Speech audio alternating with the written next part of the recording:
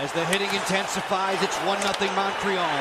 On a power play for another 50 seconds. Richards trying to scoot in there alone. Halak way out of the net. It pinballs to the crease. Score! Mike Richards!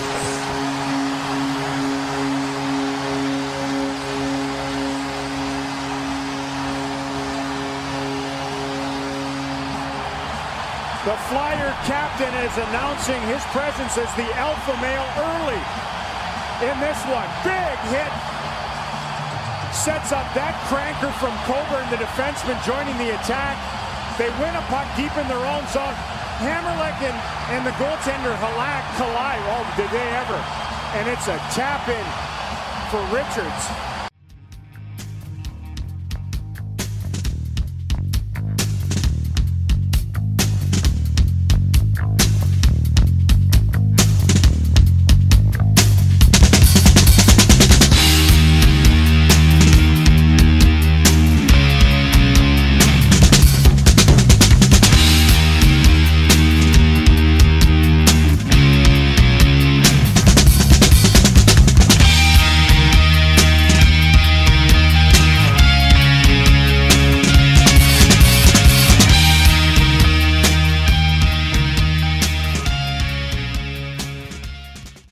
Everybody, it's Isaiah, and I'm here with Chef B, who's going to tell us about one of our sponsors here. Chef?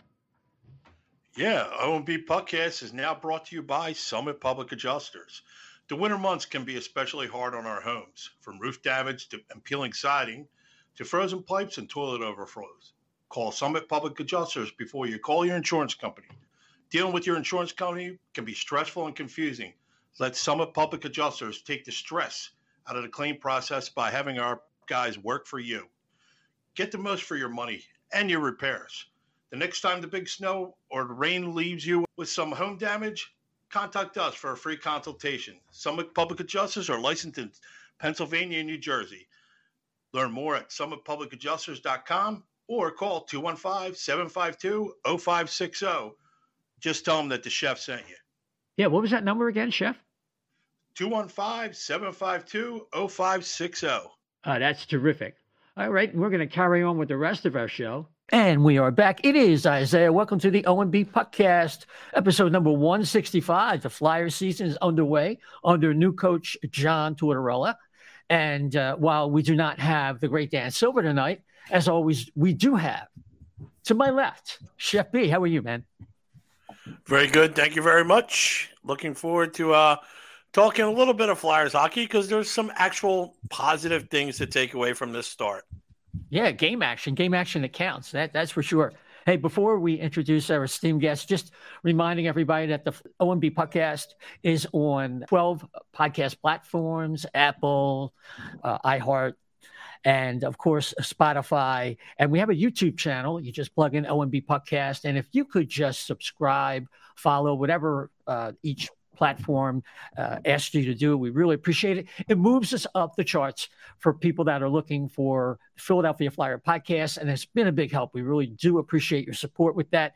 And the next 5-star rating we get on Spotify or Apple, we will read like we did last time, and we really do appreciate that. So without any further ado, let's introduce from Center Ice Philly Magazine and Off the Post Radio, Anthony Mingioni. How you doing, Anthony? Doing good, Isaiah. How you been? Doing okay. So the Flyers are off to a 3-1 start in their first 4 games. Of course, they've been revealing some flaws of being outshot, outchanced in terms of quality chances, but they're showing resilience. They're playing as 5-man units, and for better or worse. I mean, they look like a team, and they're also demonstrating a higher level, a compete level, willingness to play in the toughest areas of the ice, and getting top-level goaltending from Carter Hart, and I think all-star play from Travis Koenecny. So what are your early impressions for fans to take home? It's early. We'll be first. It's been, I would say the games have been entertaining. I would say that it's good to see the team take on a bit of the identity of the coach who now is in charge of them. And it's obvious that I think they Many of them want to be on the right side of Torts, and they're playing like it, at least from a competitive standpoint. From a process standpoint, I mean, I think it's been touch and go. They've had comebacks in, as we all know, for those who've watched, of course, they've had comebacks in multiple games for victory, but obviously they came up short against Florida the other night. And I think it's something that portends pretty much for the year. But again, it's a long season. And again, from a talent-based standpoint versus some of the other teams in the conference, we're going to need to see how things kind of play out. When and if they get Sean Couturier back, that can potentially be a bit of a boost in terms of having a legitimate number one center for this team that will allow them to be even more, I think, give them even more of a chance to potentially win. Obviously, we're going to need to see how Sean's going to be when and if he gets back at whatever point they determine he's going to be back. He's still in a week-to-week status at the moment. So, liked what I've seen. Obviously, Carter Hart, I think he's had a really good start to the season. I actually liked also Sandstrom's start, initially as well. I thought he had a pretty good performance as well.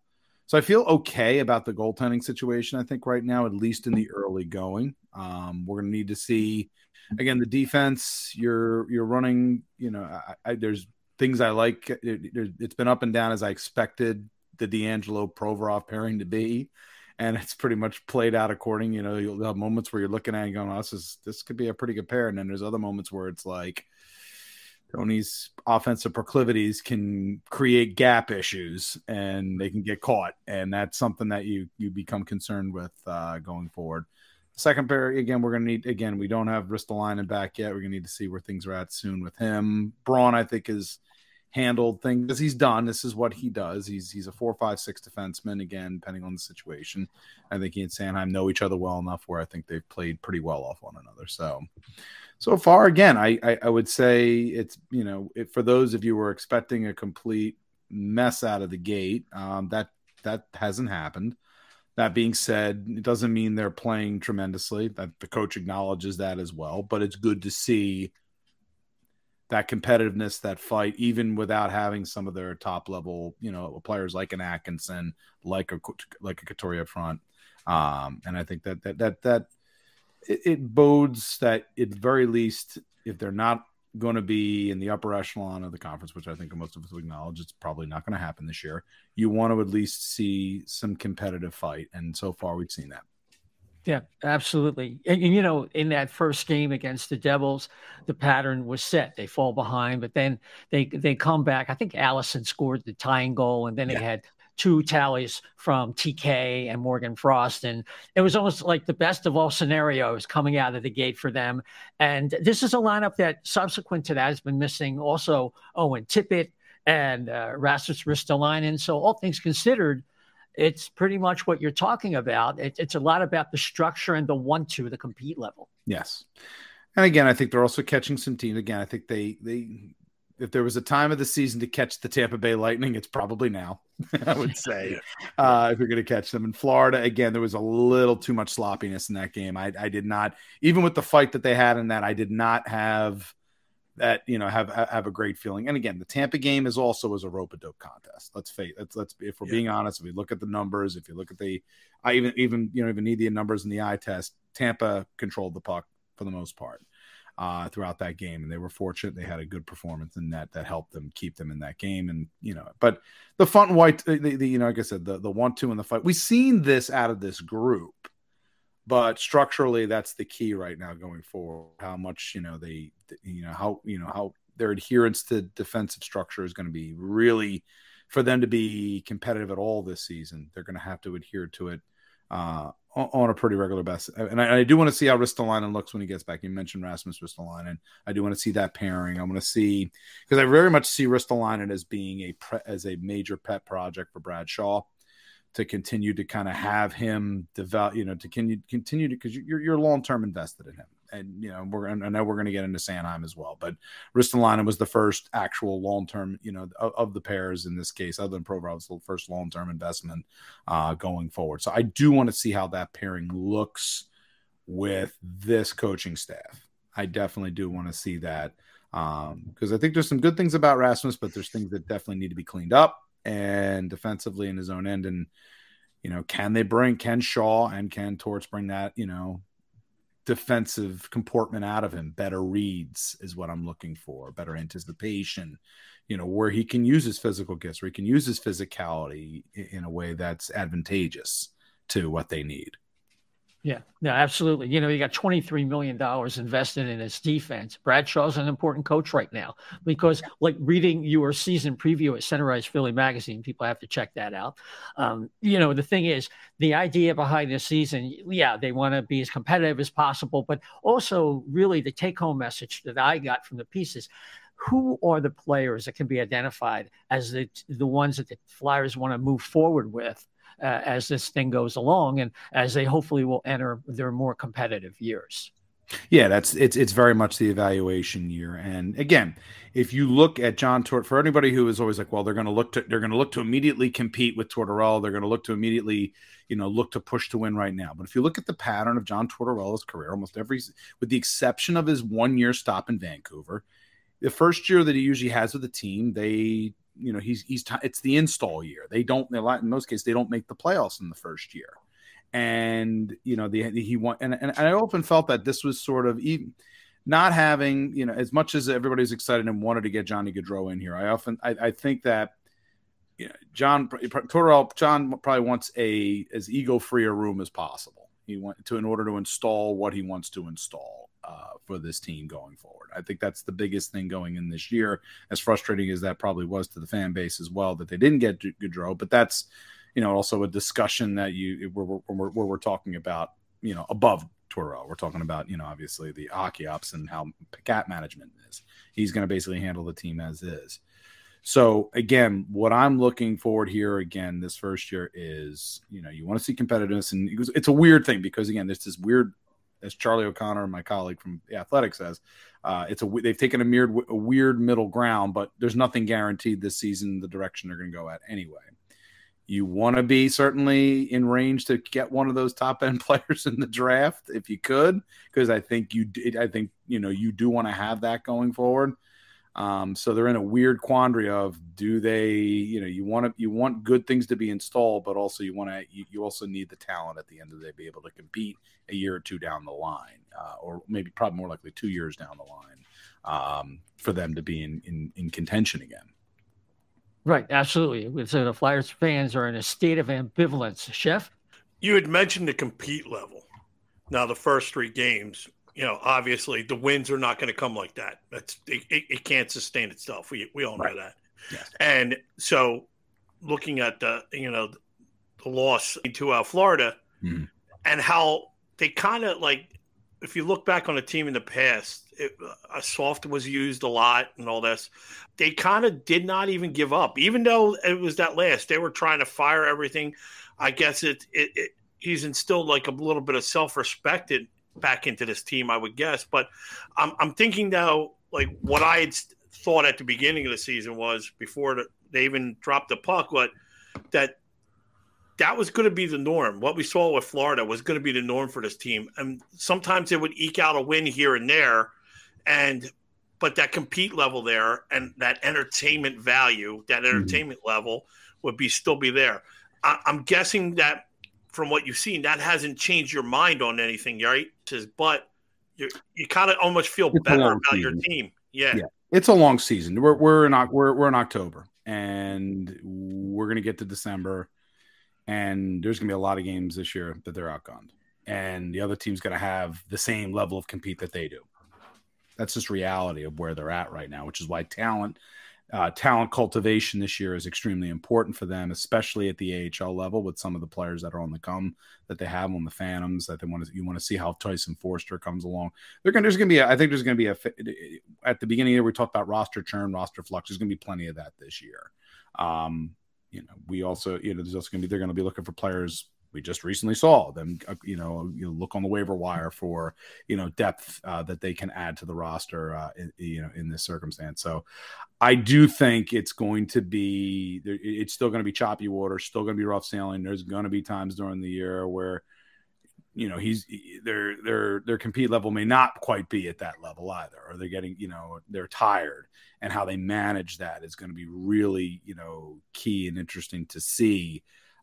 in terms of where they're going to be at. And again, you want to see where they're at. You're excited at the beginning, but you're going to get some dry periods for sure. And then you want to see where you're at the end of the year. And again, how far up the ladder, and that again, that's his calling card, competitiveness. And I think he puts enough of a fear into those guys too. I mean, he's got the reputation as well that he's not going to hesitate to put plant somebody up in the press box to eat popcorn. He won't. That'll be something that he will absolutely do, especially with younger, some of the younger players. Wouldn't surprise me if one of the veteran players has a couple bad games in this circumstance. That would he sit somebody in that circumstance? It depends. He probably has a little bit more. He'll probably give a little bit more rope to his veterans than his younger players. That's his nature in this case. But that's something that you get that feeling of that the players on the team are like they want to be a part. The ones who want to be part of this thing going forward are going to want to be the ones that are going to have to keep that motor going every single night. Yeah, absolutely. And two that have really have been outstanding so far are Travis Koenecny, 4 goals, 2 assists, and Carter Hart. I think he's rocking, what is it, 945.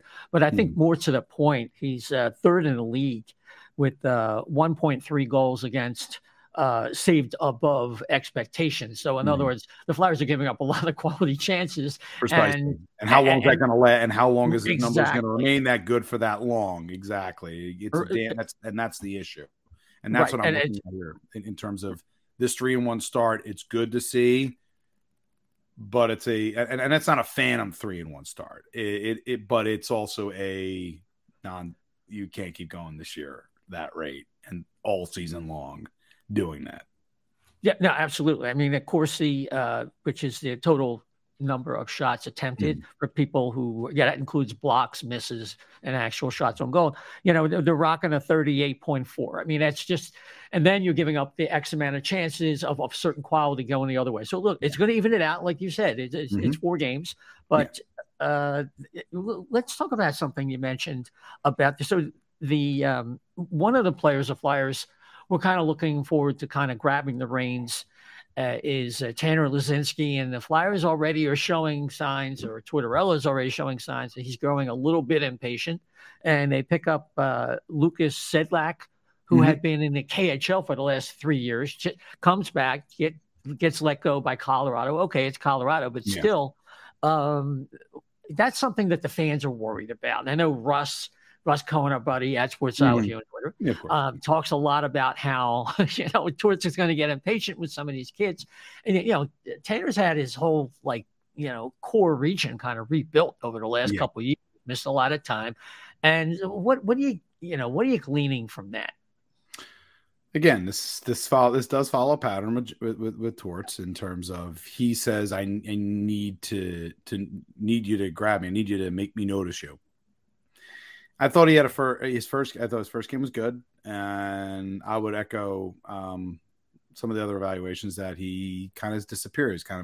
He's in the churn, and I think this is also Torts' way of kind of goosing him along a little bit. I think it's also a case where I think he likes the player, but again, I do think he needs to see more of him.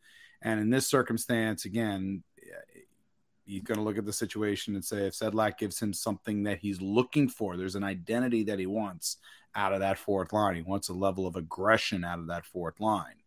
If he feels that a player is not providing what he's looking for from out of that unit, then you're going to see a potential replacement in this case. It's a message to basically a lot of the players that, and I like, Tanner deserved to make the roster, but at the same time, I thought he had a really good camp, but the proof happens that when you're during the season on how you can sort of maintain it. And you look at a guy like Noah Cates first, and again, talent level is different between a Laczynski and a Cates, but in this case, when you're on the fourth line, you're at the end of the day, you are an eminently replaceable player, and you have to make yourself noticeable. Right. That makes sense. And in contention there is, Jackson Cates, who I think is kind of like a tweener. I think that's a fair assessment. I think he definitely gets cups of coffee in the NHL each season of his career. And I like Jackson. I like some, he has good moments. That being said, he's going to be on a constant, back and forth between the A and the NHL. Yeah, that's absolutely. And then you have people aren't exactly waiting with bated breath for the return of Patrick Brown, kind of like this is a funny term from Torts. Mm-hmm. He called Nick Seeler a trier. And I think if Patrick Brown is another trier, Mm-hmm. the little engine that could, and another tweener kind of player. And, this is a year we're hoping some of the kids could step in. But like you said, if we're talking about a fourth line, you gotta show something. You're replaceable. And it's also early in the season. And again, we're going to get to the point of injuries and things of that sort. But again, I think early in the year, if a coach has, and we had this sort of discussion as well on the Buzzcast today about, Shane Wright in Seattle. And if you're not going to play a young player, then play him, send him to junior or send him to the AHL, like with Lakovsky. But when you're when you're a deeper guy down in the lineup in this circumstance and the expectations are quite not at the same level, that conveyor belt's going to happen. And I think coaches, especially veteran coaches, tend to lean early on in the season on veterans. And then, I don't want to say begrudgingly, they want those young players to basically, we want to see you trying to grab a hold of that roster and hold on to those spots. And I think there's something to be said for that. I mean, I don't think anything should be sort of handed out. Same principle as what happened with Cam York. He didn't have a great camp. Much as you want, as much as they probably wanted to see him up on that blue line, he didn't have a great camp, didn't have a great preseason. He's going to get more time in the AHL in order to come into play.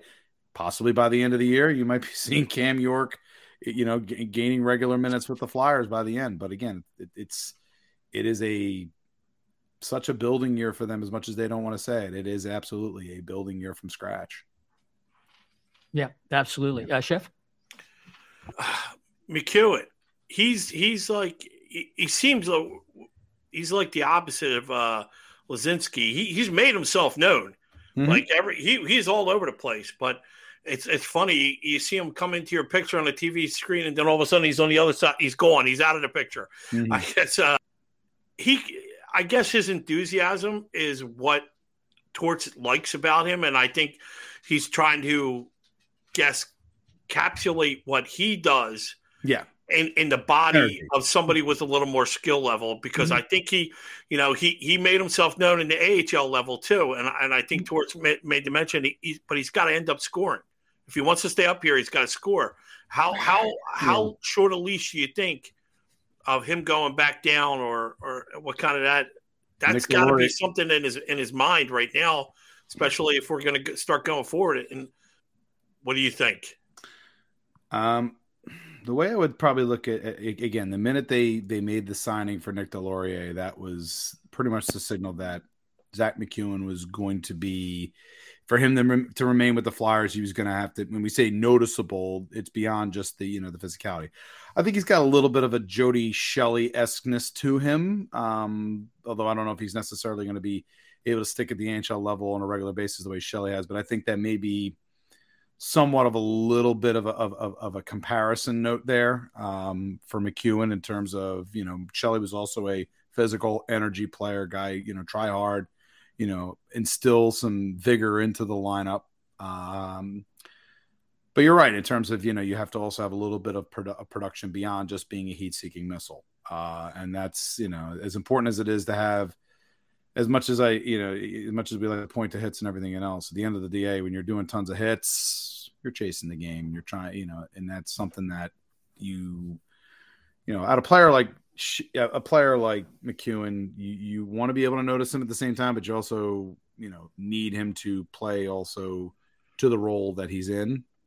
And I need him on a forecheck. I need him to be able to do some containment work to pin the defense back in their end. That's some of the other things I need to see. I need to see solid positional play out of a player, especially on that fourth line, especially if you're going to be able to defray some of the ice time over the long haul of the season for the lines that are above him. And there's other little things that you have to look at with McEwen. So with a couple, I guess my next question would be a player that I really think has a good future, but I'm worried about him coming back. We all had concerns about Joel Farabee coming back, and we were concerned about his durability. when do you think that we can kind of ease up on that? I mean, he's getting over 20 minutes a game on average, I think. And he's been more noticeable as late in the last couple of games, even though, the results might not be there yet, but it's looking like he's passing the eye test for now about his durability. Do you think they still have concerns about it, or maybe not so much if they're letting him have all this, time on ice? At the end of the day, the time on ice is the indication. If there was some concern, his ice time would be much more dialed back. That being said, you still have to monitor, of course. You have to continue to monitor after that kind of a surgery. But again, everybody's different in terms of their physical recovery. And we talk about, in baseball, like I said, we talk about how Bryce Harper is able to recover from injuries in these circumstances. Different players' physiology, runs differently in this case. And again, if we start to see a little bit of a drop on Joel's performance and you see his ice time, again, we're 4 games in. Let's get to the 10-game mark. Let's get to the 15-game mark. Let's kind of, and I'm sure they're using the exact same benchmarks to see where he's at. And they want to use him regularly. They want to give him that amount of time on the ice that he's normally has. And again, he's a critical element to whatever offense that they're going to that they're going to be able to generate this year. I think Torts likes him a lot. I think, in terms of what he can provide, he knows what he can provide offensively, and they need that out of him, especially, when you no longer have a Claude Giroux, you're going to be looked on to be more of one of the offensive catalysts, and he's going to give him those opportunities. Yeah, I think that, he's blank so far, and I just, come back from an injury like that and give him a lot of credit for having that determination, and they're not going to be careless with anything like a cervical kind of surgery. They replaced the disc and everything. So just a little patience with him. He didn't have really a training camp. He was skating, but it's not like the same thing. It's just like you said. And there may be a plateau, Isaiah. Yeah. There's going to be a point where he's, where he didn't have a normal training camp, and he's going to be early on performance will be looking good. And then there's a bit of a dip. The questions obviously are going to come, getting into the season and not in the normal circumstance. Some of this is early season adrenaline, and that burns off. And then that's what I'm saying. You get to the 10-game mark, the 15-game mark. Where is he at that point? And that's where I think you can start to truly kind of early return. Again, we can say early returns are good with that many minutes. As we go along, monitor, see how he does. And then if you see a dip, then you get to a point where it's later on, then there's concerns. Then at that point, that's when you have to look at those things. Yeah, absolutely. I just want to get your comment on the Travis Sanheim contract. I mentioned earlier that how much the Flyers have invested in their top 4 defensemen. I think it's $23 million in that range. Mm-hmm. And so Travis Sanheim is signed for 8 years, 6.25 AAV. What are your thoughts, not only on the contract for the player itself, but what that might portend for other members of that quartet? So obviously they have their investment now. You got 3 again, as you stated, 3 players. You got D'Angelo on a 2-year deal, but not at a small cap hit, at his number either, but it's a shorter term deal. And then you have to project things forward for, I think the door is sort of open for a Cam York to be able to get himself in the picture there in that grouping as the season progresses, as we go along. So we're going to need to see there. Sanheim, I like Sanheim a lot. I honestly wasn't sure when I produced my preview. Obviously, it literally was like a day later, and boom, the contract was announced. Literally, I felt like I put the piece in, sent it to the mag. Isn't that always the way? Online mag, and then it was like I was like, of course, I sent my piece in, and then all of a sudden, this contract is gonna shake loose. So, and that's basically what happened. So. I like Travis a lot. The number at the cap hit, and again, this is the Flyers seem to be banking on that cap, the salary cap going up pretty substantively over the next few, next year. I think it may at the most maybe $1 million, maybe more than that. But this is also, I think, a tacit admission for them that going forward, Ryan Ellis is it's not looking good on that front. To me, I don't know if you think that Ellis has a chance of being back. That being said, it's also a contract that does not have, and we should get into this, is the fact that it does not have don't believe it does a no trade clause included. Does it have any no movement clause on that number? I don't believe so, but that's key there right now. I'm pretty sure it does not. No, I don't see anything. It does not. And that's probably the trade-off in terms of him not doing that the cap hit probably ends up being over that number, past 6 to 6.25 in this case. So the Flyers do have, again, an opportunity and flexibility to have another, if things are kind of crashing this season and they make the determination that maybe it's not the right place to go, at least another team might have that cost certainty who does like him, and you could still potentially reap a return. And you're more likely to reap a better return if he's not going into a free agency period and you have a set cost. That being said, I don't think that's the intention. I think the intention is their signal is that they believe that Travis Sanheim is at the minimum a top pairing defenseman for them going into the future. Whether or not you believe that he is a matter, I think, of whoever interprets it and looks at it in this circumstance going forward. I think. Can I interject something here? Sure, I think, go ahead. Yeah, looking at Cap Friendly, it has NTC, which no trade clause. Yeah. Okay. Starting in 24, and so then, it's a little while off, exactly. So it's for later on down the contract. So and then in 27, 28, it's MNTC. Is that move modified no trade, which yeah. means it's probably whatever the initial number will be adjusted. I thought there was some. I knew it wasn't in the first couple of years of the contract. My question again, and that means it's still. If they decide to move off, it's still kind of a movable deal. It's still a high cap number in this case, but at least there's time in that circumstance if they did want to move it. But again, besides the point, I don't think that you make this contract signing with the intention of looking to move him off. I think you don't go that long on a deal without the belief that you think you're going to get him through his prime years. And again, it's a little bit of a concern because again, he is in his prime years, and that's an 8-year deal. That's a long term on that at that hit. That said, he was the best defenseman on the team last season. Granted, it's kind of like being whatever they say in the circus. Yeah, you got to watch yourself. You might offend somebody, but yeah, I'm not going to say that exactly. But you know what that means. It was a bad year. It was not a great year defensively, and being the number one guy, being the best guy on there. But it was positive development, I would say, last year. And I think this is a bank on the fact that they feel like he is going to be going forward a key component. I don't think they'll make this contract signing without probably discussing it with Tortorella and seeing, do you see him being sort of, and it's not a Werenski or anybody like that, but I would say it's someone that you feel like you can hang your hat on going forward over the next few years as this team moves forward. He's got the physical talent base. He's got good range. I thought he played well towards the end of last season. There's a risk involved, no question. But I do also believe it's a case where they know long-term Ryan Ellis is probably not part of the picture. Just two more from me. I just wanted to get your analysis of Torts' mindset with this whole thing about no captain and only issuing 1A with Scott Lawton, if I have that right. And it's like kind of like a little bit of a mind game, leaving out players like Hayes and Provorov. I mean, what is it, kind of like a prove it kind of situation? Yeah, absolutely. That's what it is.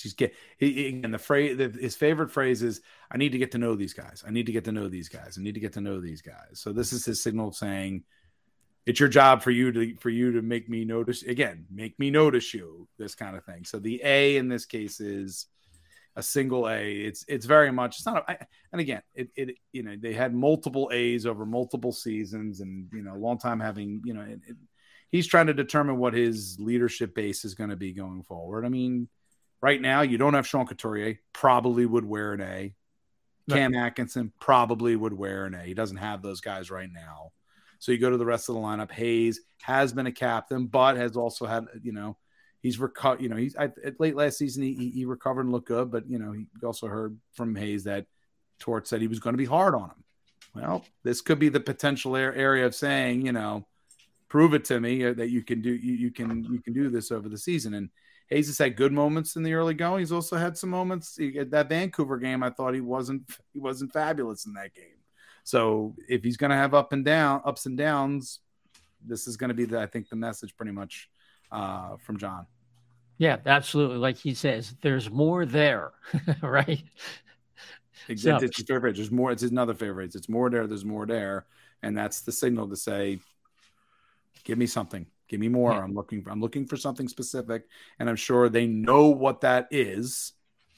They have to produce it. Absolutely. Chef? Yeah, I was just wondering, if you thought that of all the people I expected, because he kind of finished pretty strong last year, Kevin Hayes. I thought it looked like he got his gait back, his stride, everything. So I was kind of unimpressed in training camp, and I had mentioned that, like, maybe he's still tender, or maybe whatever it is, maybe he's feeling out his new coach like the coach is feeling out him. But I would have to say I was worried about him, because I was thinking that in the past we've seen guys on this team phone it in, and I kind of would throw him into that area once in a while, that he didn't just show up for a game. And I was just wondering, when you're a veteran, and he's got a pretty good stature, he's been around a while, and how much more peeing into the wind does the player have against the coach in these situations? Like, you're gonna bend to my will. I mean, are we gonna see more of that if we don't see the player evolve, like you said, or get what the coach is getting out of him? Yeah, I mean, I think again, I come back to the point of what was said and what Kevin Hayes said himself, is that, coach is he says, I'm going to be hard on you this season. This is part of it. I think this is, if he's not going to see what he needs to see out of Hayes. And again, new systems, you're under a new, and you're still learning how to play in this particular system and how it's set up. Although I would tell you, there's certainly some wrinkles of it that don't seem that much different from what Alain Vigneault had in place, but there's other things that are definitely markedly different. He's going to have to, and again, I think he could be a key. He's always going to be, I think, a good guy in the locker room. I don't think he's mailing anything in. I just feel like there's moments where I watch Hayes where engagement has to be constant. That's the biggest thing for me with Kevin Hayes, is that when he's engaged, when he's locked in, he can be an absolute bear on the ice. But if Torts feels like, and I think that's what Torts sees when Hayes is locked in as well. And when he doesn't get that, I think that's when he's going to get leaned on. So and again, coming out of the last season, the difficulties, obviously, personal difficulties that he had, obviously, with the loss of his brother and things of that sort, plus the injury, getting through that last year. I think this year he's kind of starting from scratch, but again, working under a coach who's going to have high demands of him, and expected to be so. He's got a substantial cap hit for what he does for the role that he has. So if you got a high cap number, you bet your bottom dollar he's going to be leaning on Kevin Hayes to be a consistent factor in these in going forward, especially with a roster as young as this one is.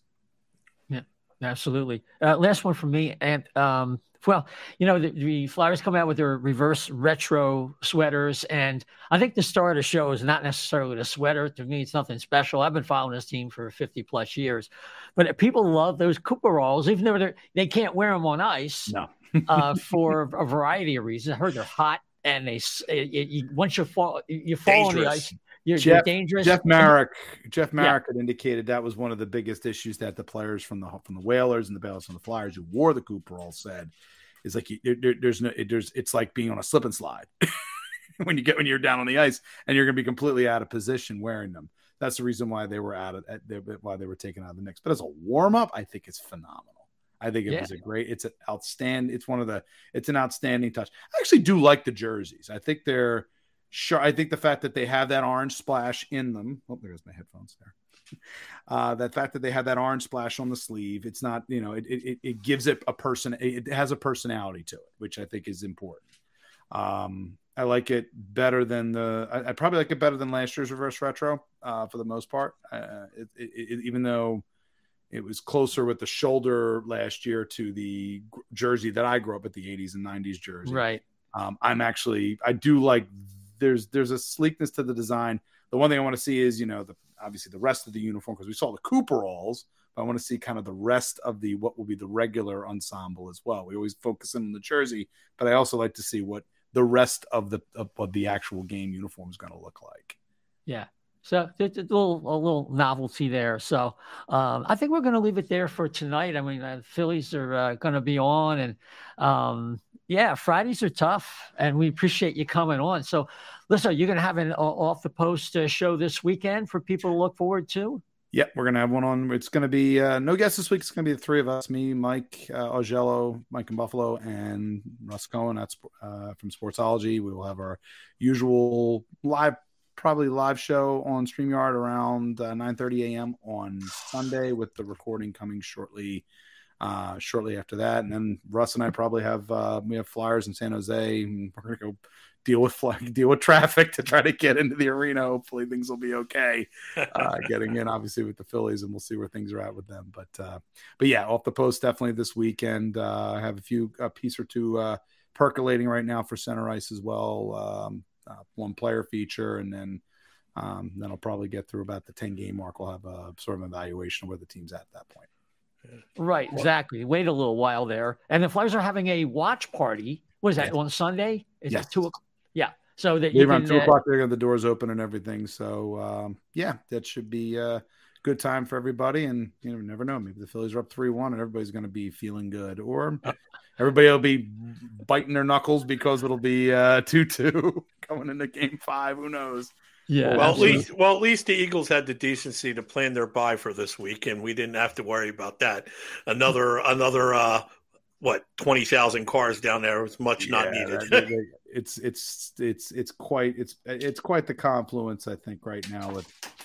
And this, I think they said, I think Ari Wolfman-Arent from from KYW had indicated that this is like the first time where we had all the 5 majors all playing at the exact same time of all the teams. You got everybody still in season, including the Union, who are obviously doing, who are now in the, I believe the MLS Eastern Finals now.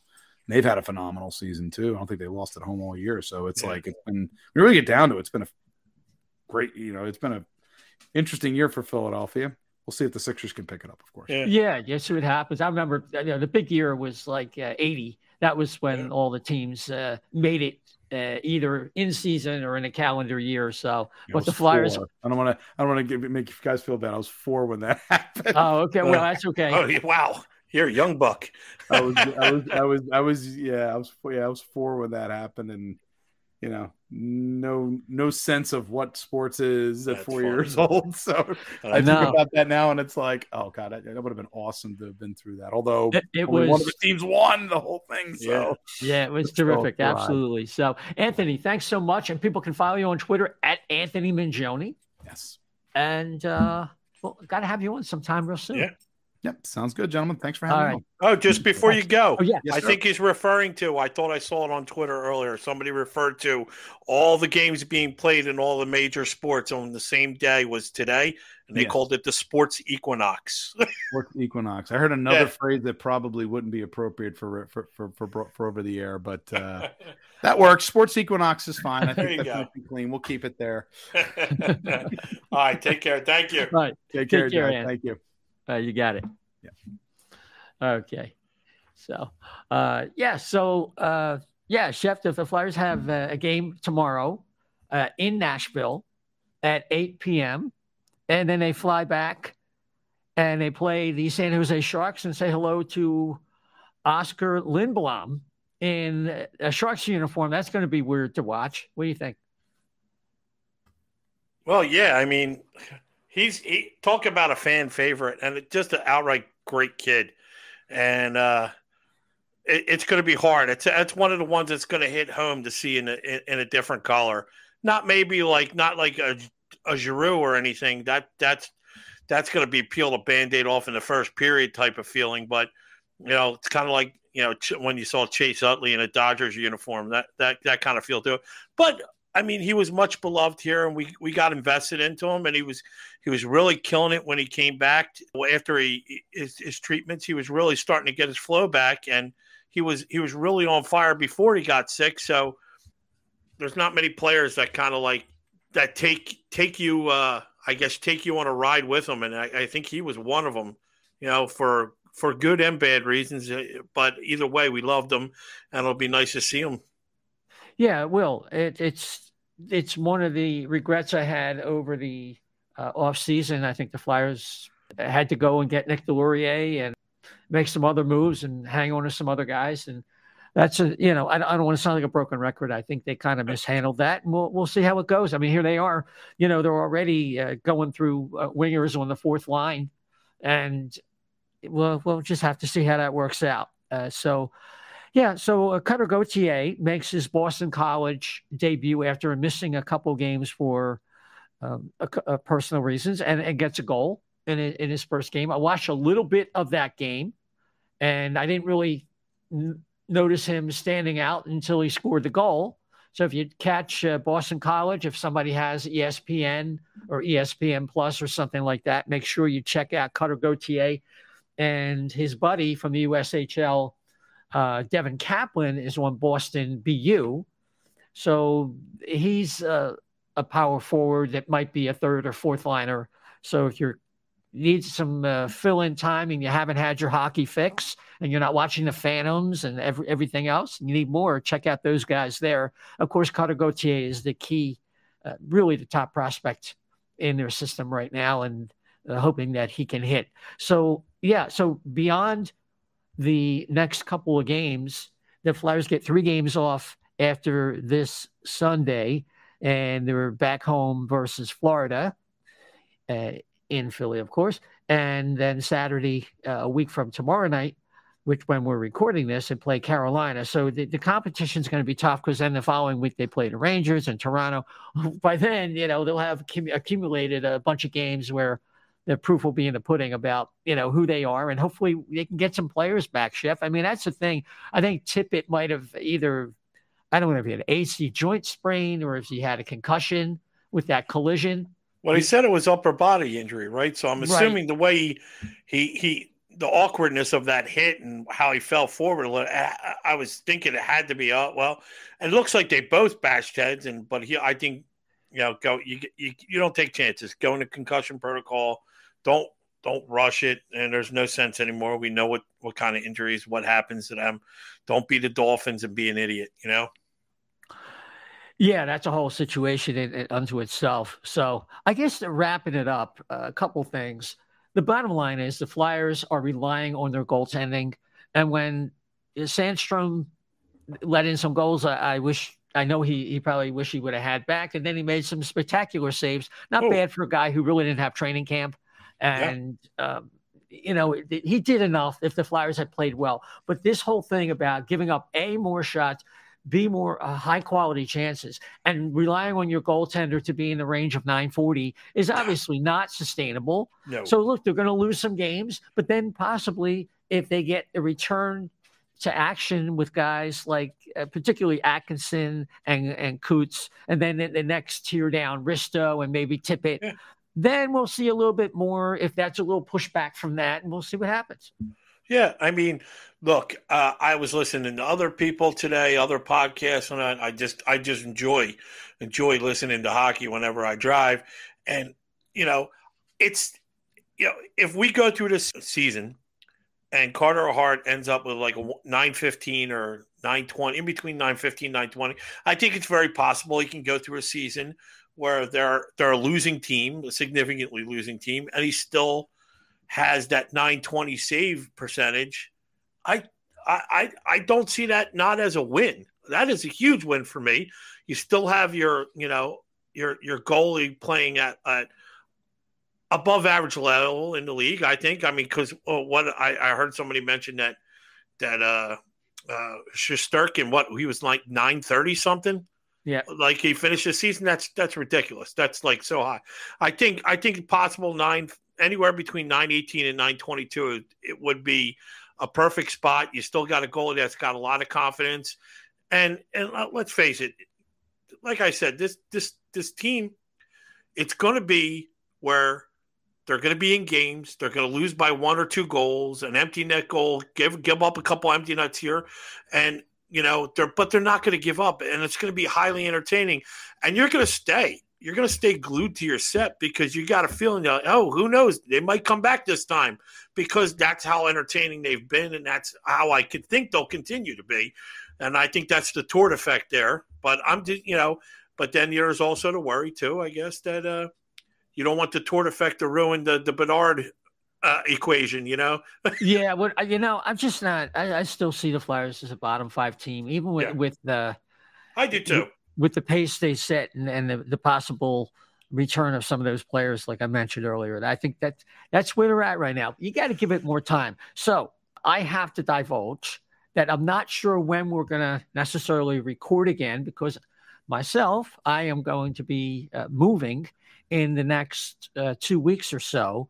And I'm going to try and sneak a show in between that time, so we don't have this big gap. Maybe I might have time to say hello again after 4 games, maybe Sunday the 30th or Monday the 31st. I don't know if they'll let me record on Halloween. The kids might be knocking at the door. We'll see what happens. To me, it's all about who's coming back, and especially Couturier. If he can make an impact this season, that'll clear things up in terms of like what they really are. Because right now, I mean, they're just undermanned at center, and people are complaining, oh no, we're going to have a 4th line of Delorier and Sedlak and Patrick Brown. And like, look, if they get healthy, none of those guys, like Delorier is stapled in the lineup, but everybody else, don't worry about it. Yeah, and and tell you what, if the younger kids, like I remember our show 3 years ago, when me and Dan both thought that the kids were going to blossom and they were going to be the standouts and take that next step forward. Now we actually, you got a coach that actually can make that happen, and the kids are looking like they're stepping out of their shells. Why would you want anything other different than, these perennial 4th liners all over your lineup? You want to see what you have. You want to play the kids, because guess what? The kids are going to make mistakes, but then they're going to try as hard as hell to atone for those mistakes. And I think that's the biggest swing in these games, is like 1 minute they're playing like a great team. Next minute they're giving up like a 2-on-none to the goalie. And then your goalie makes a huge split save, like you did the other night. And I'm just, to me, at least it's not going to be boring. And I'd much rather watch it with young kids who can experience the growing pains together with. Yeah, if Torts will allow that to happen. I mean, the Laczynski thing is kind of like, I'm not going to call it a red flag, because he doesn't mention the player if he doesn't care. So there's that aspect to it as well. And we saw that with York. York didn't take that very well. Then he had a brutal game last exhibition game, and against the Islanders, he got beat by Cizikas, and now it's in Lehigh Valley. So we'll see what happens with Laczynski, and we'll go from there. So, Chef, let's get a final word and tell people where they can find you on social. My final word is let's see some more hockey. I'm actually looking forward to the games, and it's something. It don't feel like a chore this year, does it? No, it's fun. And you can find me, and you can argue with anything I've said. A couple of people have taken exception to how I felt about Hayes already, and I always like a good argument, and I wasn't bashing the player, but I love to hear opinions about it. Let's go back and forth on Twitter, and you can find me there at Chef to Left B. That's the number 2, Chef to Left B. Yes, you got it. You can find me, Isaiah, ISAIAH, for an opinion about a wide variety of topics. We'll see how that works out for you. Yeah, it's ISAIAH_520 at Isaiah. Don't forget that _520. And, of course, the O&B Puckcast at O&B Puck, at O&B Puck. So maybe in about 10 days or so, hopefully we can sneak one in here, and maybe Dan could make it. And we'll know a little bit more about the Philadelphia Flyers. But until next time, take care, everybody.